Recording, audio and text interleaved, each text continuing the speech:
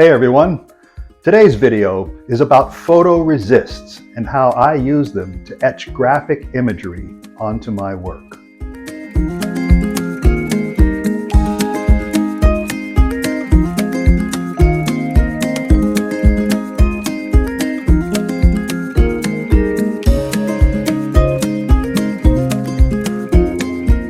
Photoresists have been around a long time. They grew out of the photolithography gels of the 19th century and evolved into the highly specialized photomasks that we use today. The technology is fairly simple. A plastic sheet is covered with a layer of photosensitive emulsion that is also very water solvent. When exposed to ultraviolet light, the emulsion loses its solubility. So, by exposing selected areas of the emulsion and then rinsing with water, masks bearing very precise imagery can be created very quickly. This is accomplished by covering parts of the sheet with a black image on a transparent or translucent sheet of paper. This allows the light through the unprinted areas of the sheet while blocking the light in the black areas, thus creating an exact duplicate of your original image. There are many variations of photoresists currently available from several manufacturers. The material that I use is called a negative photoresist, in that the exposed areas become the mask. The phrase I like to use is black equals blasted. Positive masks are the opposite. The exposed areas blast away. The phrase for that kind of mask is white equals blasted. I buy my masks from a company called Iconics Imaging, based out of Minnesota. There is also another company out of California called Resist. I have posted links to both of these companies in the description. My preferred resist is called Ultra Peel. I use this one because I often do not apply my resists to perfectly flat surfaces, and Ultra Peel is easier to remove the backing. Other products include the R Series, Image Pro Red, and Rapid Mask. Each has their pros and cons. My good friend Slinger swears by the Rapid Mask because it is such a time saver, but I prefer the Ultra Peel, and that is the material that I will be demonstrating for you today. The sheets come in several thicknesses. I usually use the 3.5 mil because it gives me the highest resolution. But if you want to carve deeper into the glass, with the sacrifice of a little resolution, the 5 mil is the best bet. Exposure requires a source of ultraviolet light. Of course, sunlight is loaded with UV. Just ask anyone who spends any time outdoors. So you could just use sunlight to expose your masks. The problem is that sunlight is highly variable and difficult to control, and you need to be able to control the amount of exposure for best results. So the best solution is a UV light. Your ordinary novelty UV light won't work because the material is designed for a specific frequency of UV. Iconics sells the Letralight, designed to expose small sheets of resist. It's a bit pricey at $414, but it will save you time and wasted masks. I have posted a link in the description for this item. You also need the TriggerJet spray nozzle. Any nozzle that will create a fine, forceful spray of water will work, but the TriggerJet is designed for the product, will connect to any standard yard water hose, and will last for many years. It is worth the $42. There is one other item you will need: the white clipboard used for rinse out. The white color makes it easier to see when the mask is completely rinsed out. I consider this simple tool an important one to have. Link in the description. The original image will be designed on a computer, so you need some sort of image editing program like Photoshop or GIMP, and you'll need a dye-based inkjet printer capable of printing very dark blacks. Your printing medium should be either inkjet transparencies or vellum paper. Both are available at any Staples or Office Depot. You can spend the money on Iconics AccuBlack inkjet paper if you want, but I think vellum works just fine as long as you are using a dye-based inkjet printer at the highest possible quality setting. We start with a computer image. Iconix recommends vector images because of their infinite scalability. But a high-quality JPEG will work fine as long as there is sufficient resolution. The image needs to be black and white, no shades of gray. If shading is required, halftones are possible with the thinner grades of resist, but I don't use them much. So here is today's image. Creating computer-generated images is a subject for another video, so I'll just point out a couple of things about this image. It is 300 dpi, which means there are 300 pixels for every inch, plenty of resolution. It is simple enough for the mask to resolve even the smallest details. Details smaller than about 0.5 millimeter should be avoided, and I have sized it to fit completely around my cylindrical object. The image is seamless, meaning that it continues from edge to edge. When I apply it to my object, the edges meet and the image continues uninterrupted. I will be blasting this blank. It is a cylinder of North Star Blue Moon, which, when worked, leaves a layer of blue-gray silver reduction on the surface. I'll be blasting away this layer to make my pattern.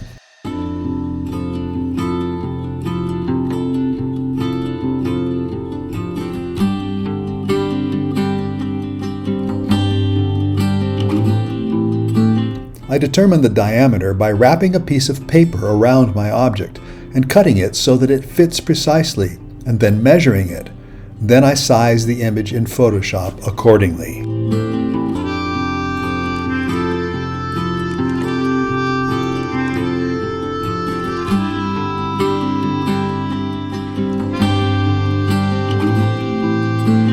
Once I'm satisfied, I make a final print on vellum paper, and this will be my negative.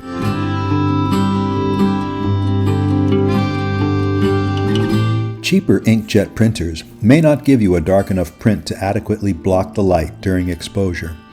In this case, a workaround I often use is to double up the negative.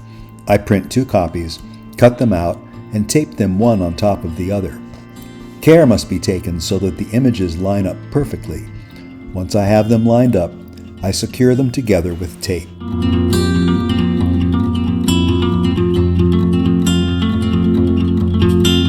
These sheets are sensitive to light, but you need at least some light to work with the material while getting it ready for exposure. The solution is simple. Yellow bug lights. You can buy them at any hardware store. They are yellow and emit very little UV light. This allows you to work with your sheets without exposing them prematurely. I turn out all the lights and turn on my bug lights. I keep one over my work area and one over my basin.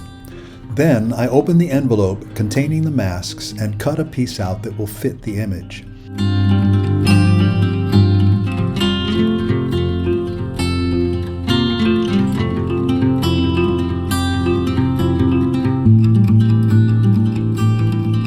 I always put the remainder of the sheet back into the light-proof envelope before continuing. The sheets have an indefinite shelf life, but careless handling can render them useless in short order.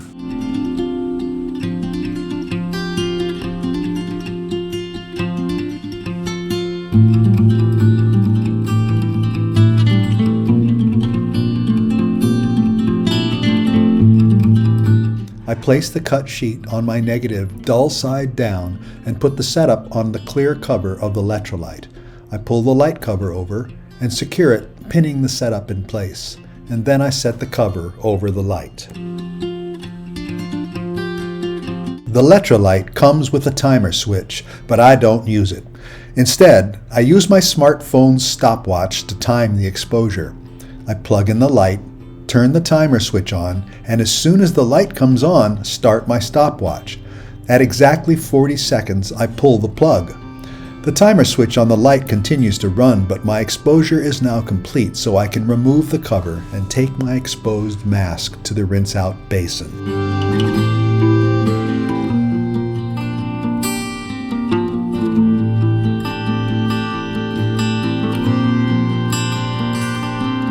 The rinsing process should take 2 to 3 minutes. If the mask is fresh and the exposure correct, you'll see an image appear within about 10 seconds. After about a minute, it will look like the image disappears, but it will reappear again as the mask rinses deeper and deeper. In about 2 to 3 minutes, the bright white of the clipboard will indicate that the mask is rinsed all the way out.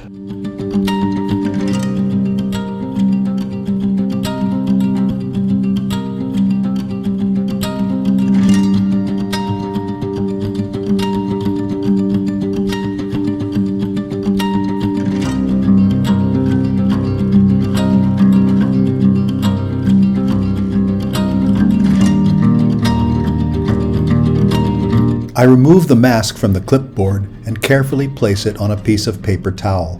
I blot it to remove excess water with another paper towel. I like to use a hair dryer for initial drying. 1 or 2 minutes is usually sufficient to remove most of the remaining water. Then, I allow the mask to air dry for 15 to 30 minutes. The mask is now ready to apply to my object. It is self-adhesive, so I can just apply it directly. The self-adhesive is good for about 2 hours after drying. Then the mask becomes too dry, and the adhesive will no longer work as well. If that happens, you can always use Iconic's blastable adhesive to apply the mask. On a cylindrical object, I have to be sure to apply the mask perfectly straight, or the edges won't match up. So I start with one edge, place it on the object as close to straight as I can eyeball it, and then wrap it around the object lightly to see how the other edge matches up. The mask is repositionable, so if it is off a little, I can remove it and try again until I get it right. Once it is correctly positioned, I have to peel off the backing. This is where my preference for ultra peel comes in. The best way to do this is to use your fingernails, or for those of you nail biters lacking those, an X-Acto knife will work. I will usually leave one edge slightly up to give me access to the other edge. I flick at the edge of the mask until the backing begins to pop off. Once started, a couple of more flicks should free the backing along the entire edge, and then it should peel right off. I press down the edge I left up before removing the backing entirely. Finally, I press the mask down to make the final seal to the object. I like to use my thumb for this. Do not slide your thumb across the mask. Instead, use a rolling motion, squeezing the air out. You'll notice that there's a thin film of material in the open areas of the mask. This film helps to hold the mask together and disappears during blasting. But that film can cause air bubbles, and you have to get them out.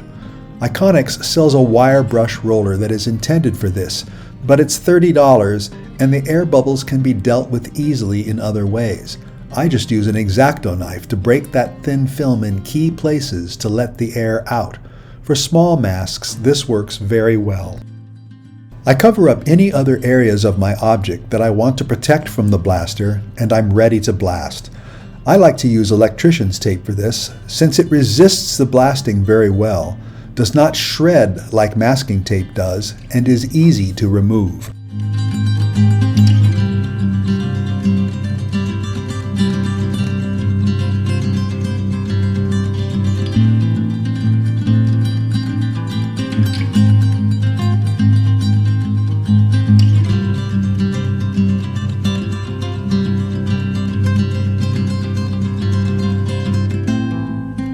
While blasting, the thin film in the open areas immediately peels back and blasts away.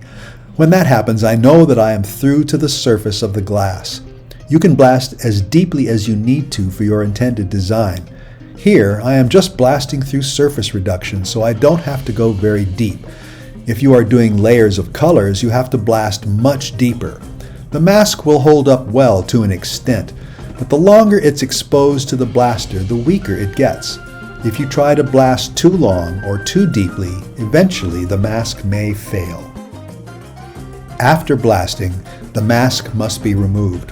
I start by removing the tape, and then I place the object under running water for a couple of minutes.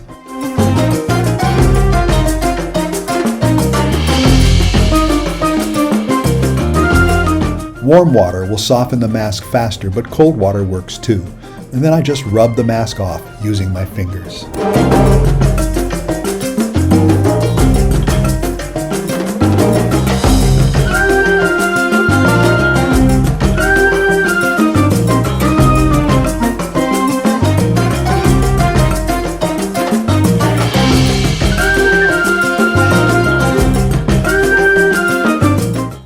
and I'm done. From here, the object can be sleeved or reheated and used in some other way, or it might actually be the final touch on a finished piece. I'll let you know soon what I decide to do with this.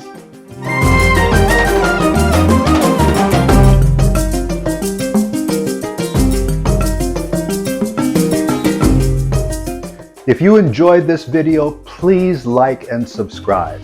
Share with your friends and come back here often. I'll be posting more videos soon. See you next time.